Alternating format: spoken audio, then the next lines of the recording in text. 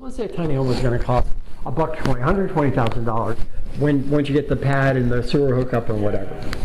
Let's say you give them a $20,000 down payment, but that's part of this deed restricted plot of land. Well, that means that maybe they can get some appreciation in that first time home purchase, but when that person or that couple outgrows that house and goes to a larger house, they're going to have to sell it to another local. And that starts to preserve some of the housing stock for the people who are going to live in town and work in town and help volunteer and serve the town.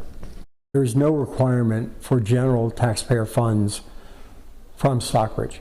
We would fund things with a combination of the local residential inclusionary bylaw, which basically says if we're building new luxury housing, for every 10 units it's built, 1 unit's worth has to either be built on site for attainable middle class housing, or they have to pay into the Affordable Housing Trust. So we saw that with Trasista. There's a $575,000 payment that'll come into the trust as that project gets developed. Should Elm Court get redeveloped, there would be an even more significant payment coming in. Then you couple that with state and federal funds, and there are some specific funds that are designated from the seasonal communities portion of the Affordable Homes Act, and together that creates the funding streams that we need to really address what it would cost to build some of this stuff.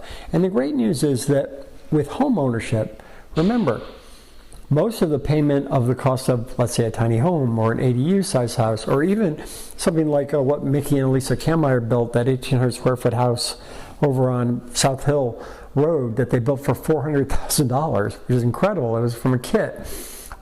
Most of the financing for those units would come from the folks who buy the unit.